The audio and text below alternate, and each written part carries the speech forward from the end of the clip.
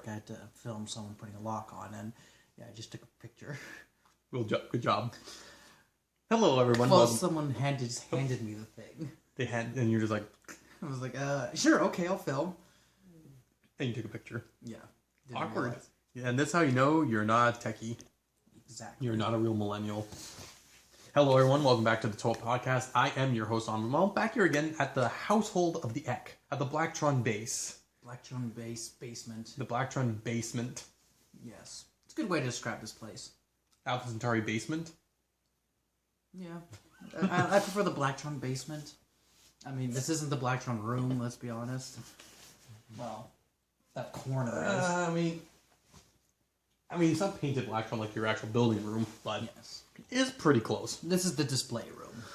But, no, this has actually been an interesting time because this will be the first podcast that I've recorded that, except for maybe one of the early ones, that actually also lines up with us going to a Lego convention. Mm-hmm. Because last year I did post my last short before my hiatus, basically saying we were going to BrickCon.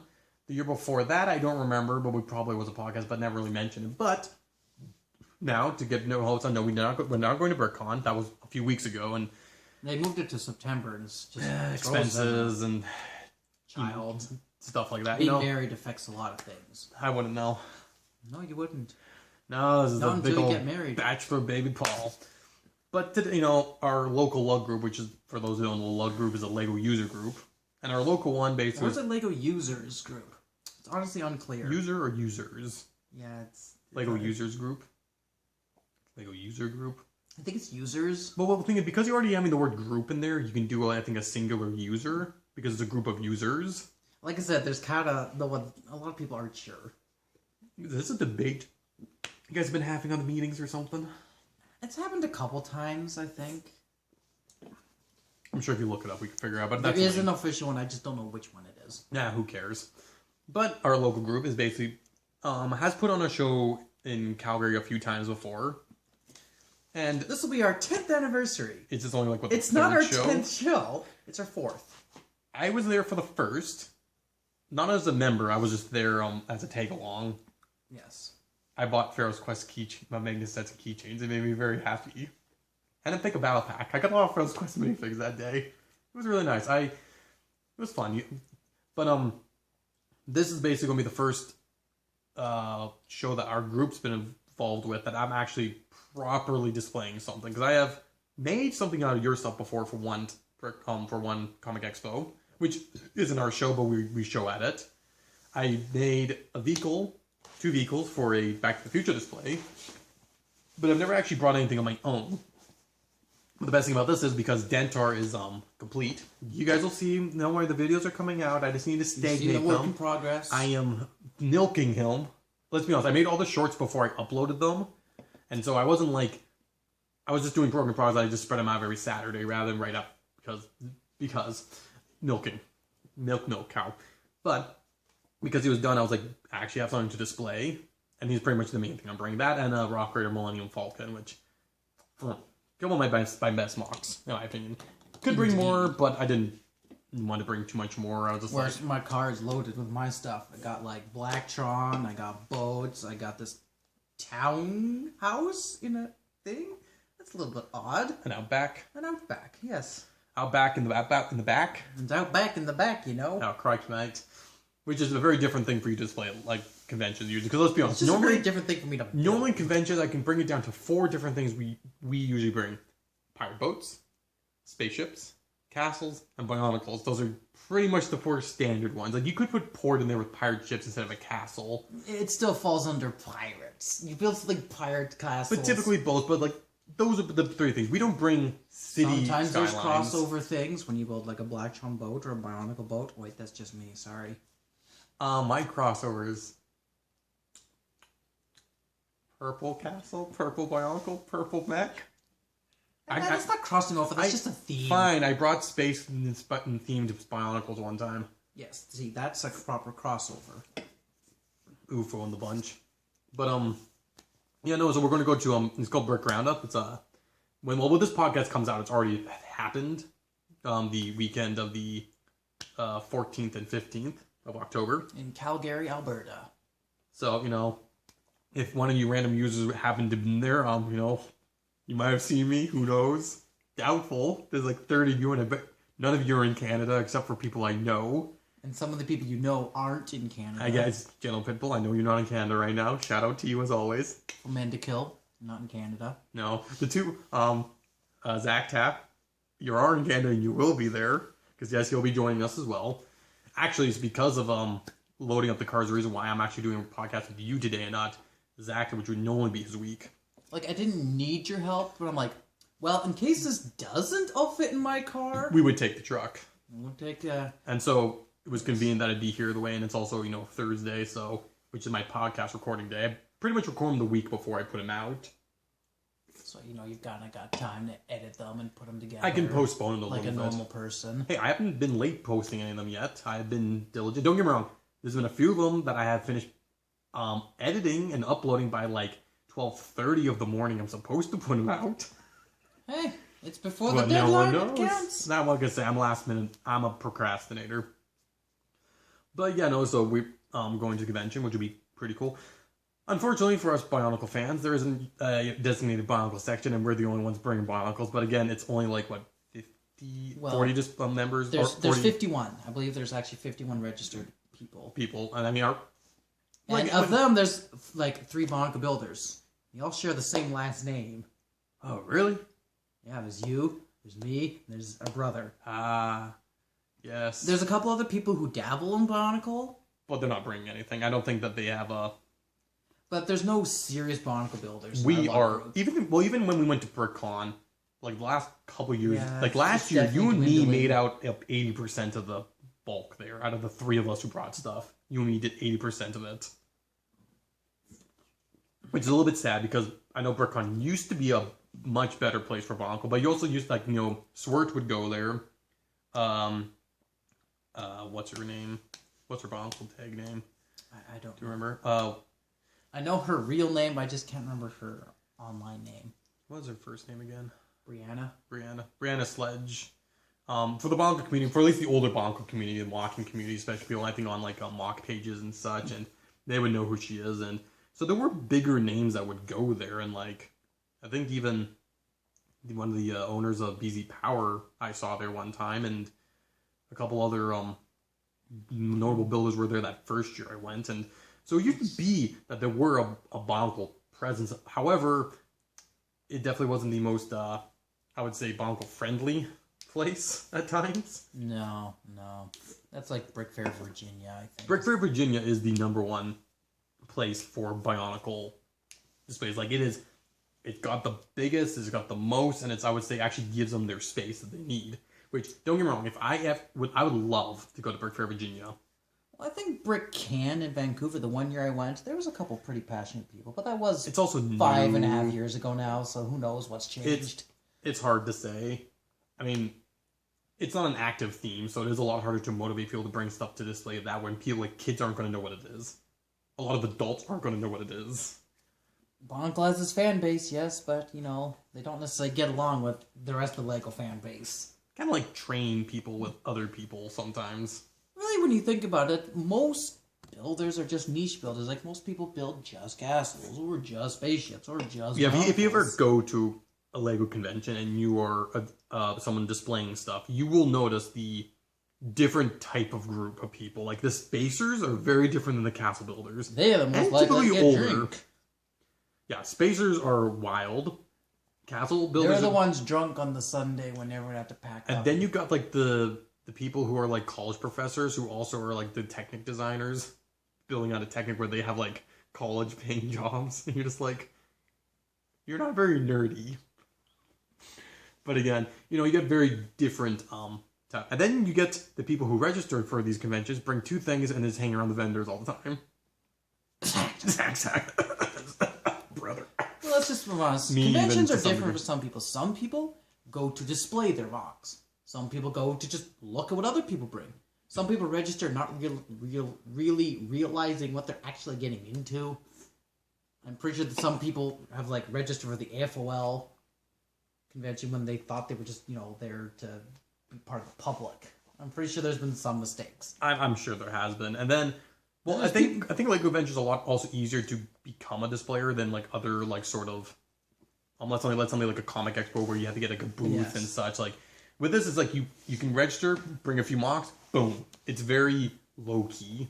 Oh, a lot of people, register and don't bring mocks just because they want the experience of like all the games, the talks, the free loot, the free loot, which sometimes been really good. There's still novice builders, anyways. Yeah, and definitely, I would say, going to conventions is definitely one of the most. And then there's the collectors. Obviously, they don't build; they just buy stuff. You'll see them at the people with the minifigs or the sealed sets.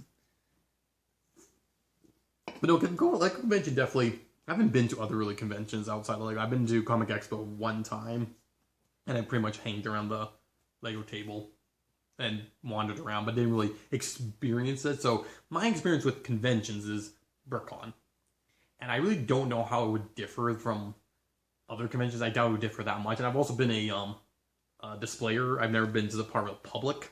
I don't think I would like to go to a convention as a part of the public, honestly. I feel like I would be... Well, yeah, you would go there and you know that what you're all missing out on. Like, I can't do any of the games. I can't go to the talks. I can't hang out with these people. Yeah, because now I know behind the thing. And also, it's just like being part of the being like there to actually show stuff. You have a lot more time to kind of take your time to look at everything, and actually have more time. It's to like, talk I gotta to be able to build in about 4 o'clock. And also, it's like one of the best things about BrickCon for me was every year typically I would say befriend at least one person who would be my buddy for the weekend, who I hang out with, and when I could never speak to you again, but grab who cares? pizza with. I mean, that's how I became friends with Swert. And as he famously said, it's not who you know, it's who remembers you. Mm-hmm. And so, anytime he's dropped by, I always tried to hang out with him for a little bit. So, shout out to you, Swert. I don't think you listen to the podcast, but that's okay. That's okay. You got your own podcast to work on. I don't know if they still fire spitters, if they still do anything. I have no idea. No idea.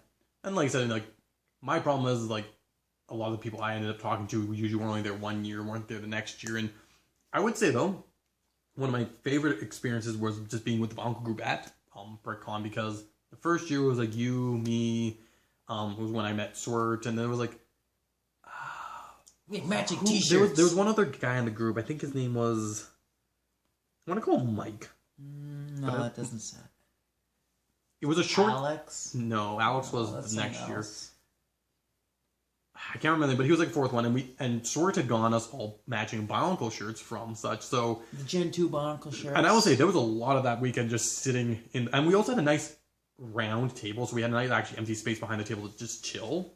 And so the 4 of us just kind of chilled there for most of the weekend. I mean, I was in and out. I had my other... You had Pirates and Castle and Space to deal with. Other people in. I pretty much didn't leave that little section, and... it was definitely... I'm one of those rare builders that's got, something everywhere. Obviously, I'm known for Blacktron and Pirate Ships, but still, that's 2 very different things. But I also do Bionicles, and I often bring a castle. Every second year, usually there's a castle, I'd say. Every 2nd or 3rd year. But there's always some boats. There's always Pirate Ships. Always Bionicle. I don't always actually bring something Blacktron. There's a couple years, I didn't bring any space at all. Mostly just because I don't like hanging out with the space people. And that is definitely a thing, is because we're jack of all trades sort of builders. Jack of all trades, master of none. But also, you have to remember that we were homeschooled, not public schooled. Yes. We're Canadian and not American.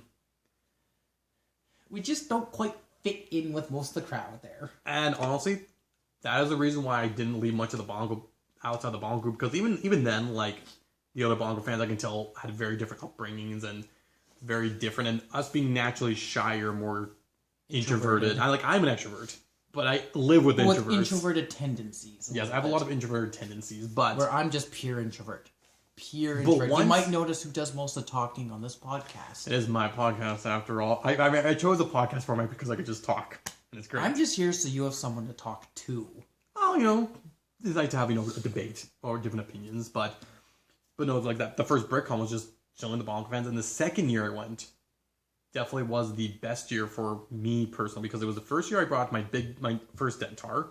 Well, also, the first year you were kind of this is a whole new experience. I would say that was right before I got better with mocking. Because it was like the year after where like I started building better system mocks. I started building better bionicle mocks. Before that, I was still a little bit limited. I'm not sure if I was fully also sorted all my Lego at that point yet. I think I was like just shy in the process, yeah. But the next year, I was like, I got better at building, so I was bringing mocks I was more proud of, and I didn't really feel like that. And the group, there was more bionicle, I think, displayers, but most of them didn't hang around the table. Like, I swear it was rarely there, but it came down to basically 4 of us were at the table. You, me, and a gentleman named Remington and Alex, who were a couple years younger than me, but essentially in the same roughly age range I am. And so they grew up with bionicle the same way I did. And the 3 of us pretty much chilled out of the table the whole time. You know, there was a point where I discovered that a vendor was like selling a bunch of masks and had like Nuva masks and copper masks. I'm like, guys, they had a lot of copper masks. I was like, guys, this guy's got Nuva masks, copper masks. Get over there. They're like 2 for $5 or 2 for $3 or something. We cleaned them out. And the experience with them, especially because they were more my age. I mean, they were very, different people compared to myself, but there was a camaraderie that came out of that one, and it was really special too because the 3 of us, there was 3 trophies that year for large, medium, and small mocks, and we all won one of them. And this was left out. This guy. Yeah, we probably won something in the pirate one, so you're fine. But it was really built the trophy too. But it was nice too because during the awards ceremony, we were all sitting with each other, and so we all had our. And let's remember because that year it wasn't a bionicle person who was running the bionicle table. It was just some other person who was the organizer, and so he had to make trophies last minute, which were very haphazardly put together bionicle mocks that were very like built by a non-bionicle fan. Which I remember when we first looked at that, we were tearing them apart, but then we won them. We were like, they're actually really charming and adorable, and we love them now. But the fact that we were all just sitting on we all had one. It was just a really. It was a special moment for basically my I would say, and it was nice because next year, it was the same group. It was all 3 of us again. We didn't really have the same spacing to seat. Kicked out. He was down to 4 to 3, so I kind of just. You're by. But now we didn't have the same seating, so we had that next year. We didn't really have as easy time chilling and sitting around. And the year after they were there, but barely there. But I know I had college. But Swart dropped by. I remember hanging out with him for like half a day, and now a couple of gentlemen were there who were really cool to talk to. And what can I say? If I have an ability to sit, and because of the second year BurkCon, I did get a chance to meet Brianna Sledge, which was pretty cool. So and even the first year, one of the people who owns BZ Power actually was showing off a few bionicle prototypes to a couple of the guys, and I got a little bit of a glimpse of them. I popped by right at the end of when he was showing them off to the guys. I caught a glimpse of them in his bag. Yeah, but to end what I was going on with all of this, is the experience of, especially for me, to meet people who were, as I would say, interested in building with Bionicle, or even in a couple of cases, a couple other people from later years who were interested in the story of Bionicle. Same with this last one. Was something that was really nice because in my life, I bumped into other people who've been interested in Lego.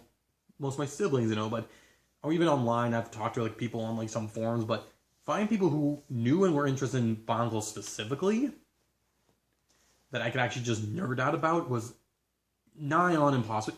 Outside of yourself, Zacta, and How1, which don't get me wrong, I love the fact that I have brothers. But you talking to your siblings, sometimes it just gets old and boring. And it was really, really. It's nice to have a new, fresh perspective. The most amazing, I think, experience from one that was just from an adult perspective was just the fact that we all had our mocks, like Remington, Alex, and I. And Alex and me both had a 2-foot-tall Bionicle that were built very differently, very different styles. But we all were able to, critique each other's mocks, compliment them, but all be constructive criticism, and never once felt like we were going, oh, you did, oh, that's not good, because it was criticism towards Dentar, but it was done having other Lego builders because there has been some people where you hear them talk about mocks and you can tell that they're being a little snobby. They're talking down to and you're just but these other guys were really, really nice, and we're talking as peers, And that is personally an experience that we as siblings don't have, because we have a really hard time acknowledging how we do stuff well in a mock. It's really hard to compliment your brothers. It's also because we're siblings that we're going to take more offense if you say, I don't like your legs, to that mock. You should redo that. We're siblings. It's different coming from siblings than to random people. And any other person I've shown biologicals to either goes, well, that's cool, and that's bad, because they don't understand the building. You show them a Hero Factory simple figure, and your most intricate creation, and most average people can't tell a difference. Like, don't get me wrong, I've shown Dentar to coworkers, other people, and everyone's like, holy crap, but he's 3.5 feet tall. He's huge. It's like... They're more like going, holy crap, because it's a 3.5 tall. Now, I did have a, like, oh, that's really good before they knew it was 3 foot, and then like, oh my. But again, it's having someone actually do, who built the system, who understands biological, and actually be able to have creative criticism, and be able just to kind of like talk about it as very candid peers is just such a unique experience from, and that is probably one of my favorite I would say memories from all these, because I've been to I think 5 of them BrickCons. I think I've been to 5 BrickCons, and so yeah, it's just, I would say, if anyone's the few 30 people maybe listening to this podcast, if I'm lucky, if ever thinking about going to a Lego convention, like, I would say do it. Even if you're not hanging around the convention hall for long, just go there to maybe show things. Even if you just register just to take a look at stuff and be a part of it. There's so many tons. Because of this is the thing books. is, these people, and like any sort of convention, people are there to show stuff up, and people are always willing to talk about their stuff. People love talking about their stuff. So if you have a question on how someone built something... Well, there's 2 kinds of AFOLs. The kind who like talking to their stuff, and then there's the people who sleep under the tables. Because they're tired of talking to you. The real introverts who live in their basements as their hobby. I mean, a lot of AFOLs do, tend to hide away, but, they you catch them there by the table, they will talk. Also, how one actually had sent me, he was looking through old Facebook chats, and he found the first mention of me ordering parts for Dentar. It was like mid-2020. That is a 3-year... I think it was like September. It was like a 3-year project building this new Dentar. Because although I'd done the first order, I'm like, well, order some parts for Dentar now. Because you did start on it when we were still living again. And I think it was COVID because we weren't going to go to BrickCon. I was like, well, I could probably break them now. Which made sense. But I just thought that was an interesting little tidbit. And actually, it's funny about BrickCon because, okay, there's 7 of us siblings, the 7 T.O.A. And only one of us has not been to a Lego convention. Our youngest sister, yeah, because the second, the last T.O.A. went to BrickCon for a couple years by himself, and then when the year he stopped going, you went with our dad. Yes. And then it was you, our dad, and our older sister, Mithra. And then it was just you and by yourself, I think, for a year or 2. Okay, 2012, I went by myself. And then you went with Zacta. 2013, yes, it was with Zacta. And then went by yourself again for a couple years. No, you went with Zacta with Aiden that one time. It was just me and Aiden. Did Aiden go with the year that you guys went though? I drove down with Aiden once, but he's been there multiple times. Yeah. That was 2015, then 16, 17, 18, 19, I was with you. A 4-year stretch. And then we went the 50. And then last year I went with my wife and you. So it's like, and then our oldest brother, Hal 1, had recently gone to Brick Fair near him a couple years ago, I think, which is his first convention. Yeah. And so the only one who hasn't gone to then, been part of the Lego convention is our youngest sister. I don't think the 7th T.O.A. ever will. Honestly, I'm sure she would, be interested. Like, let's say if the opportunity presents, I would say this: if she was, let's say, in Calgary when the show was happening, I'm sure she'd make an effort to pop by. She's very smart, and I really do want to get her on the podcast someday because I'm just curious about her thoughts on living with us as brothers. Because this thing is her perspective on biology, and I do want to get her on here, but actually, even just getting Mithra. I was going to say, even just getting the Lost Toe on the podcast, talking about his first BrickCon.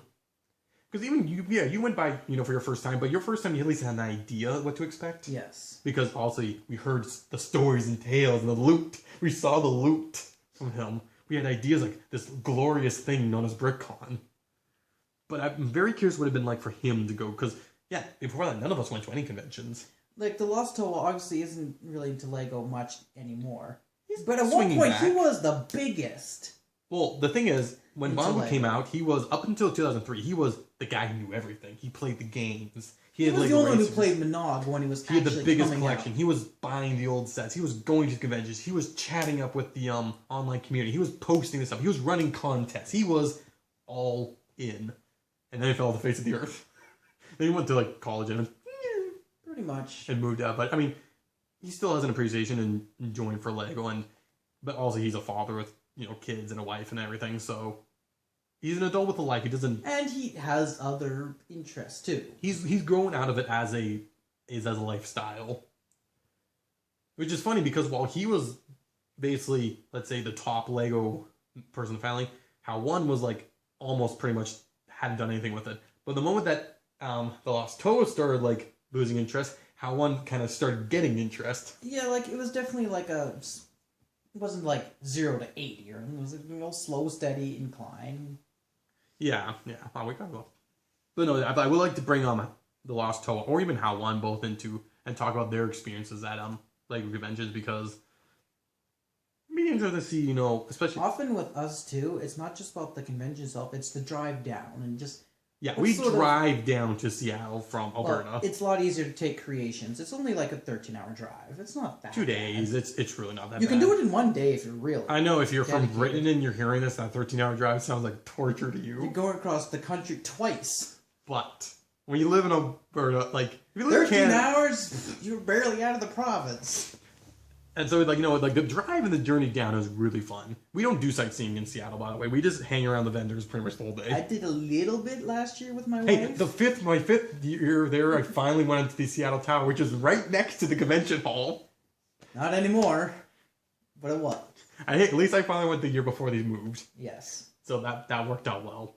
But no, and if you don't want to be a person showing Lego at a store, Well, one of the great check things, out the vendors. One of the great things about when you're driving and having barnacles is like your barnacles aren't necessarily packed away; they're just stuffed into corners of cars. So when you're stuck at some construction, just pull out this barnacle. Hence the Pose them on the hence car the seat. sexy scroll was born. Yes, the sexy scroll. That I was got a couple of good pictures with Eck just by sticking them on my window. I have rocks a in the series of background. pictures that I took from that. That was pretty fun. Although I did lose a Flames flag because of that one time. Yeah, Only one or two that unfortunately, I've I lost had a to car goals. flag and we had windows down and forgot about the flag. It was a little bit too late for it to run back because it was like, okay, traffic's moving. Well, I don't think we quite realized right away either. It was Yeah. like, oh shoot, the flag is now gone. I feel like the car behind us may have honked and we were like, why are they honking? And it was a bit later and went, wait. Yeah, I think so. That's probably how it went. But yeah, no, it's like, but like, okay, I'll say this is a tip for vendors if you're ever going there. If you see something you want, don't get it right away and check all the other vendors first. Often you'll find the same thing in a couple different vendors, and usually there'll be maybe a price difference.